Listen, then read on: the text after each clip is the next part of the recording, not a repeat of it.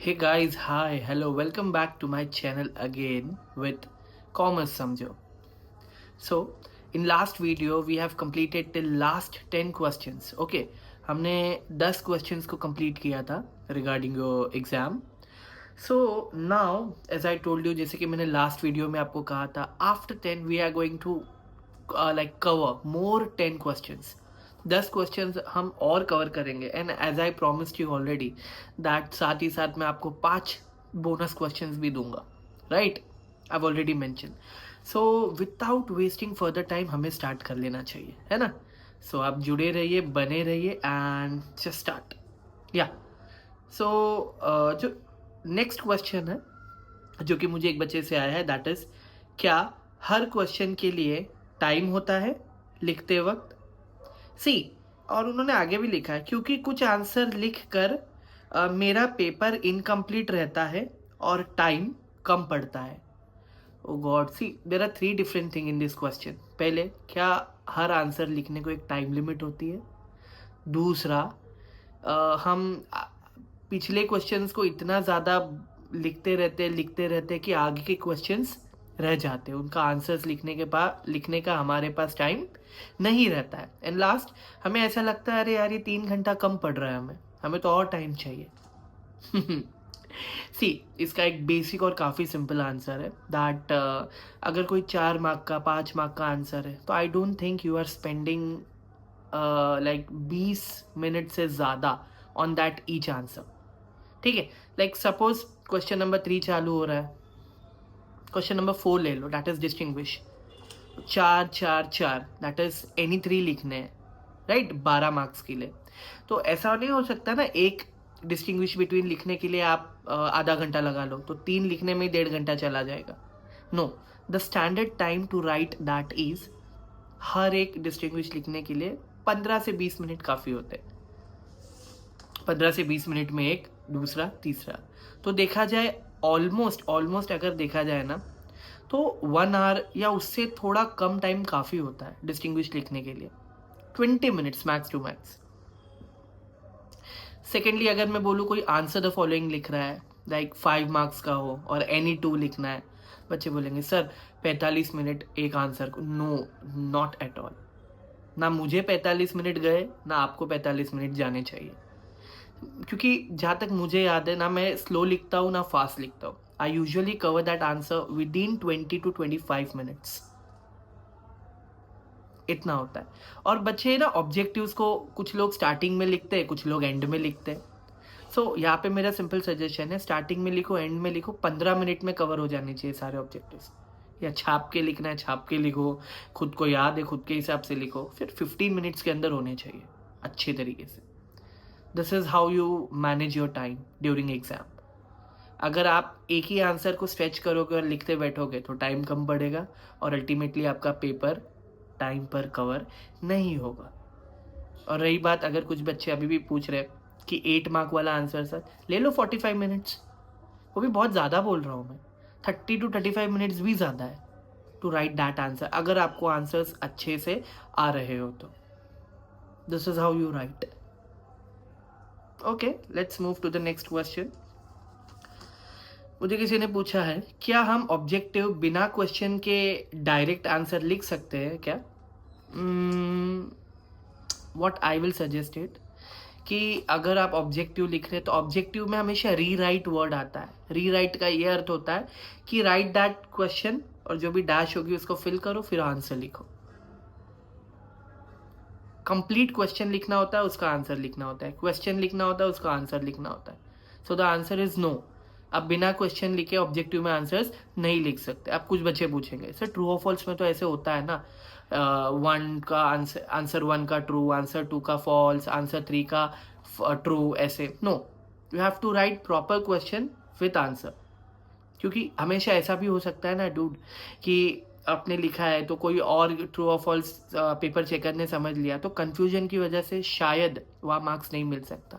सो safer side के लिए question लिखो एंड देन आंसर लिखो, शायद आपका मार्क्स मिल जाए, वहाँ पे ना कटे, है ना? So yeah, let's move to the next question. क्या हम एग्जाम के 1 मंथ पहले भी पढ़ेंगे तो अच्छे मार्क्स ला सकते हैं? सो फार आई रिमेंबर लाइक मैंने अक्टूबर में ही स्टडीज़ चालू कर दी थी, दैट इज़ अक्टूबर, नवंबर, दिसंबर और जैन, तो 4 महीने तो मुझे लगे थे अच्छे मार्क्स गेन करने के लिए, लाइक ऑलमोस्ट। तो मेरी आपसे रिक्वेस्ट है that how productive you use that time, कितने अच्छे तरीके से आप उस टाइम को यूज़ करते हो। सो एक मंथ भी कभी कभी काफ़ी होता है। जो बच्चे एवरेज 60 to 65% लाना चाहते हैं, प्रैक्टिकल बता रहा हूँ मैं, 99 तो आ नहीं जाएंगे इसमें। सो या 1 मंथ इज़ ऑल्सो इनफ। अगर आपको आपने पढ़ रखा है चीज़ें और आपको रिविजन करना है, और तो कुछ एडिशनल मत पढ़ो, उसमें जो पढ़ा है उसको ही रिवाइज करो, चीज़ें अच्छे से समझो, है ना, सो दैट वो टाइम को भी आप अच्छे से कवर कर पाओगे एंड मे बी एग्ज़ाम में अच्छे मार्क्स गेन करने के लिए हेल्प हो जाएगी। Fair enough. नेक्स्ट क्वेश्चन है, क्या लिखा है, क्या हम ड्यूरिंग पेपर कुछ नया पढ़ सकते हैं? ओ गॉड, ड्यूरिंग पेपर कुछ नया पढ़ना लाइक सपोज 11 को पेपर है, या जैसे कि I have the data, suppose आपका 11 को पेपर है इंग्लिश एंड 14 को पेपर है OCM, तो इंग्लिश हो गया 11 को, 12th ऑफ February को हिंदी हो गया, जिसका हिंदी होगा, 14th को OCM है, राइट। सो कैसे कुछ नया पढ़ सकते हो? मतलब आई सजेस्ट यू प्रैक्टिकली कि आपने जो पढ़ रखा है उसको थॉरली रिवाइज करो, इतना अच्छे से समझ के जाओ, कंसेप्ट क्लैरिटी करके जाओ, कुछ नया पढ़ना अवॉइड करो, ताकि ऐसा ना हो जाए जो आपने पढ़ा है वो भी भूल जाए नए के चक्कर में, है ना। So this will like may be decrease your marks, ऐसा भी हो सकता है फिर, जो भी आपने टारगेट सेट किया हो। सो या कुछ नया मत पढ़ो, जो पढ़ा है उसको और अच्छे से पढ़ो और अच्छे से क्लियर करो, ताकि वो एग्जाम में लिख सको, है ना।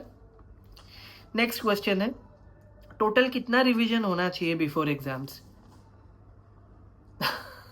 Should I really answer it? जहाँ तक मुझे लगता है कि कुछ बच्चों ने 2 बार भी रिवीजन किया है, कुछ बच्चों ने 3 बार भी रिवीजन किया है, स्कॉलर्स भी होते हैं भाई जिन्होंने 5-5 बार रिवीजन कर रखा हो। मुझे लगता है basically 1 to 2 revision are enough, more than enough आपको अच्छे मार्क्स स्कोर करने के लिए। और अच्छे मार्क्स से मेरा मतलब है 70%, 75% विथ डिस्टिंक्शन। एक बार एटलीस्ट पूरा कोर्स तो ख़त्म कर लो, फिर रिवीजन तो आप पे डिपेंड करता है कि सेकेंड टाइम कितना करना है, थर्ड टाइम कितना करना है, उसमें से क्या पढ़ना है क्या नहीं पढ़ना है। सो रिवीजन 1 बार या 2 बार बहुत ज़्यादा हो गया, मैक्स टू मैक्स। एक चीज़ को आप बार बार भी नहीं पढ़ सकते, which is practically not possible, है ना। Let's move to the next question. 21 set important है क्या एग्जाम पॉइंट ऑफ व्यू से? देखो, नवनीत के आते हैं 21 सेट, और अगर मैं आपको बता दूं तो 33 ईयर्स से आ रहे हैं, 33 साल से आ रहे हैं, है ना। तो जहाँ तक मेरा मानना है, जो ये 21 सेट का जो गेम है ना, वो बहुत अच्छा है। लाइक मैंने भी मेरे एग्जाम्स में 21 सेट प्रेफर की थी, 10th में भी प्रेफर की थी, 12th में भी प्रेफर की थी। सो मुझे तो हेल्प हुई, क्योंकि उसमें कुछ ऐसे सिलेक्टिव क्वेश्चंस आते हैं जो एग्ज़ाम्स में रियली अगर हम पढ़ते हैं तो उसमें से कुछ ना कुछ ज़रूर आ जाता है। पर 21 सेट पढ़ने का एक कंडीशन है, पता है क्या? फॉर एग्जाम्पल, जब आपने OCM का पूरा सिलेबस पढ़ रखा है, पूरा ख़त्म कर रखा है चैप्टर वाइज, फिर उसके बाद पूरा पढ़ने के बाद 21 सेट को हाथ लगाओ कि आपको पता है कि मोस्ट लाइकली क्वेश्चंस, यानी ऐसे क्वेश्चंस जो शायद एग्जाम में आने की पॉसिबिलिटी या चांसेस ज़्यादा है, तब हम 21 को हाथ लगाएं। पर येस, 21 डज हेल्प। और सेकंड ऑप्शन उसके लिए भी है जिसने कुछ नहीं पढ़ा हो, उसको ऐसे लग रहा है कि 21 सेट से कुछ पढ़ के जो तो शायद आ जाए। Yes, you can do that to pass, to get pass at least, pass होने के लिए, है ना। नेक्स्ट, आगे, मॉडल क्वेश्चन पेपर सॉल्व करने चाहिए क्या फॉर एग्जाम्स? सी, आपने कोचिंग क्लासेस लगा के रखे हो, है ना, तो वहाँ पे भी एग्जाम्स होती है, weekly, monthly, what ever you call it. जिन्होंने क्लासेस नहीं लगाया उनकी कोई एग्जाम्स नहीं होती, बट कॉलेजेस होते हैं जहाँ पे प्रीलिम्स होते हैं, है ना। इतने सारे एग्जाम्स दे चुके होते हो, फिर भी किसी को ऐसे लगता है कि बोर्ड्स आने से पहले जो भी आपको एक मॉक टेस्ट देना है, या आपको ऐसे मॉडल क्वेश्चंस जो होते हैं एग्जाम्स के पहले, क्वेश्चन पेपर के सेट होते हैं, आपको सॉल्व करने, वो इसीलिए सॉल्व किए जाते हैं, आप आपकी एक्यूरेसी चेक करते हैं कि मेरे यहाँ इतने मार्क्स आए, एग्जाम में कितने आ सकते हैं, यहाँ इतने टाइम में पेपर कवर हुआ है, एग्जाम में कितने टाइम में कवर होगा, यहाँ मैंने इतने आसानी से पेपर लिखा है एफर्टलेसली, एग्जाम में कैसे लिख पाऊंगा।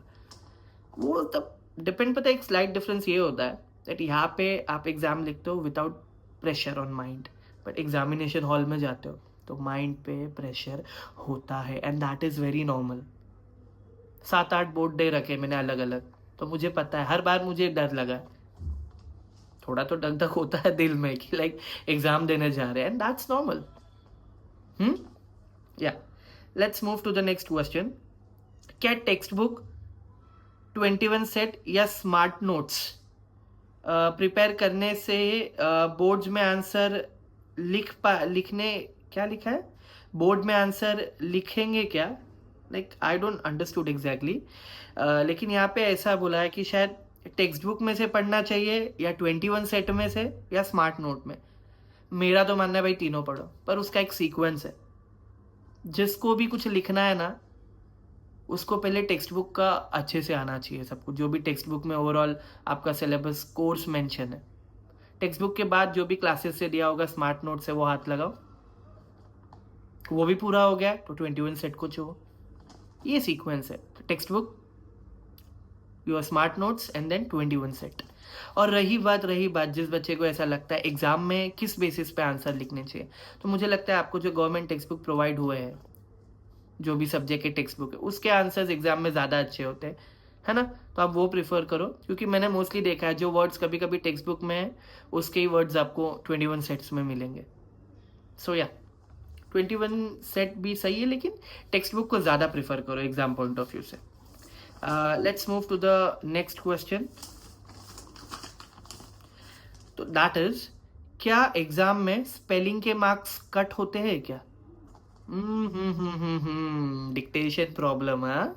सी रही बात स्पेलिंग के मार्क्स, आई डोंट थिंक, अगर लैंग्वेज पेपर हो, इंग्लिश हो या हिंदी या what ever you right it, उसमें शायद स्पेलिंग के मार्क्स कट होते होंगे। लेकिन जो थियोरी सब्जेक्ट है, ओसी, एसपी, इकोनॉमिक्स, प्रैक्टिकल सब्जेक्ट हो गए, बीके, मैथमेटिक्स, या तो स्पेलिंग का मुझे नहीं लगता वो फैक्टर इतना मैटर करता है। हाँ मैटर करता है, शायद आपको 99, 100 आ रहे हो तो स्पेलिंग मिस्टेक की वजह से एक काट दिया, 99 कर दिया। ग्रामेटिकल मिस्टेक, स्पेलिंग मिस्टेक या ऐसे कोई सेंटेंस फ्रेमिंग इतना ज़्यादा अफेक्ट नहीं करता आपके मार्क्स को, अनलेस वो लैंग्वेज सब्जेक्ट हो।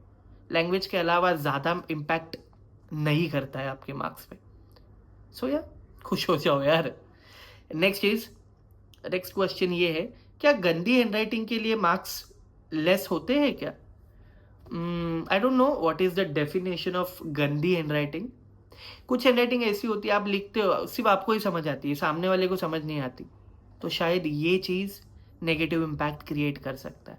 आप गंदा लिख रहे हो पर सामने वाले को समझ आ रही है तो काफ़ी है ना, मार्क्स मिलने के लिए तो काफ़ी है।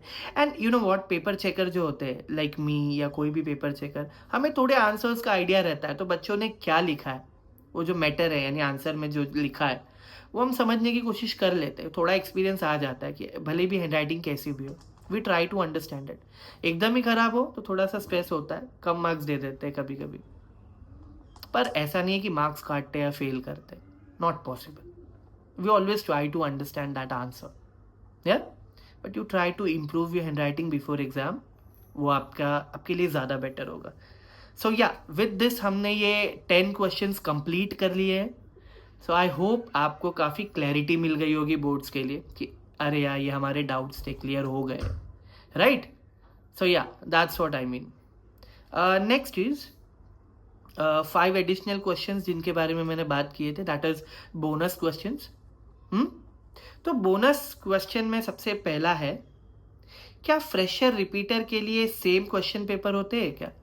देखो, whether you are giving first time exam, first attempt में आप एग्जाम दे रहे हो तो फ्रेशर कहलाते हो, रेगुलर। और समटाइम्स ऐसा होता है कि आप रिपीटर हो, क्योंकि आप फेल हो चुके हो, आप दोबारा एग्जाम दे रहे हो, then you are repeater. So question paper अलग नहीं होते हैं, दोनों के क्वेश्चन पेपर सेम होते हैं, या क्योंकि लेवल ऑफ एग्जाम बनाए ऐसे जाता है, सबके लिए सेम होता है। अगर उनके लिए हार्ड बनाया जाए तो बेचारे दोबारा फेल हो जाएंगे, रिपीटर्स की बात करो। So no, both have equal same question paper, no difference. Second, क्या जुलाई एग्जाम्स मार्च एग्जाम से इजी होती है? इट इज़ डिबेटेबल एक्चुअली, यहाँ पे काफ़ी डिबेट भी चल रही है और काफ़ी कंट्रोवर्शियल है मुझे लगता है। मैंने देखा है कि मार्च एग्ज़ाम में पास आउट होना थोड़ा इजी है कंपेयर टू जुलाई एग्ज़ाम, जो रिपीटेड एग्ज़ाम होती है। Because you know what, July exam में थोड़े से दोबारा बच्चे बैठ रहे पेपर दे रहे हैं, तो उनको काफ़ी कुछ आइडिया होता है, बहुत कम फ्रेशर होते हैं जुलाई में। तो मैंने देखा है अकाउंट्स जैसे पेपर में या इकोनॉमिक्स के पेपर में थोड़े से क्वेश्चंस डाइसी या ट्रिकी आए, जिनको अटेम्प्ट करना थोड़ा सा डिफिकल्ट रहा होगा किसी किसी को, मैथमेटिक्स में भी थोड़ा। बट आई प्रेफर मार्च, थोड़ा सा इजी है मार्च एग्जामिनेशन जो आप फेब में देते हो, मतलब compare to your July exam. So या आपको आंसर मिल गया होगा। थर्ड, क्या बोर्ड एग्जामिनर ग्रेस मार्क्स देते हैं क्या? ग्रेस, देखो मैंने आपको पहले ही बताया था कि 100 मार्क का ओवरऑल आपका बोर्ड्स में काउंट होता है। 100 में से आपको कितने आने चाहिए? आपको पता है 35 आने चाहिए, 35 मार्क्स। और 35 मार्क्स का मैंने आपको बताया इंटरनल एक्सटर्नल का बाइफर्केशन। 20 मार्क्स इंटरनल होता है, 80 मार्क्स एक्सटर्नल होता है। तो रही बात ग्रेस मार्क्स की, तो ओवरऑल देखा जाएगा कि 100 में से कहीं आपको 32 आ रहे हैं, है ना, 31 आ रहे हैं या 30 आ रहे हैं, तो शायद आपको वो 4 मार्क्स 5 मार्क्स ऐड करके मिल सकते हैं जिससे आप पास हो जाओ। महाराष्ट्र बोर्ड काफ़ी सिंपल है, वहाँ पे कोई ऐसा इशू नहीं है इतना कि किसी बच्चे को फेल किया जाता है, बिकॉज बच्चों के माइंड पे बहुत नेगेटिव इम्पैक्ट पड़ता है इस चीज़ का, है ना। तो ग्रेस मार्क्स मिलते हैं जहाँ पे थोड़े मार्क्स कम पड़ रहे हैं, कि अगर 4 5 या 10 मार्क्स देकर पास करा सकते हैं तो पॉसिबिलिटी है 70-30%। 70% हाँ है, 30% ना है। सिचुएशन टू सिचुएशन डिपेंड करता है। नेक्स्ट, क्या लिखा है, क्या हम 1-2 एग्ज़ाम में पेपर फेल हूँ तो सब्जेक्ट एग्ज़ाम दे सकते हैं क्या? Okay, I understood. Total 6 paper होते हैं, तो आप 4 में पास हो गए एग्ज़ाम में, इन केस ऐसा कभी ना हो और 1-2 पेपर रह गए, ऑब्वियसली आप री एग्ज़ाम 80 जो आप बोलते हो, री एग्ज़ाम दे सकते हो, वो 2 पेपर की 1 पेपर की, प्रोवाइडेड दैट आपको पास होना है उसमें मार्क्स लाके 35 जो भी है, एंड या यू कैन पास इट। और दूसरा ऑप्शन ये है कि अगर फेब में किसी के 4 पेपर 5 पेपर पास है, 1 पेपर रह गया है, फेल हो गए बच्चे और उन्होंने जुलाई में एग्ज़ाम दिए, तो कुछ बच्चे एक एग्ज़ाम भी दे सकते हैं और कुछ बच्चे ऐसे भी होते हैं जिनको सारे पेपर देने हैं, so they can do that, there is not an issue. सबको आंसर मिल गया होगा, कोई इशू नहीं है। लास्ट क्वेश्चन हमारे लिए ये है, क्या 12th में फेल होने के चांसेस होते हैं? I would say no, because बच्चे जो अच्छे से प्रिपेयर करते हैं, मैं ये नहीं बोल रहा हूँ थॉरली प्रिपेयर करने वाले, जो एक एवरेज रेगुलर बेस पे भी प्रिपेयर करते हैं वो भी पास हो जाते हैं।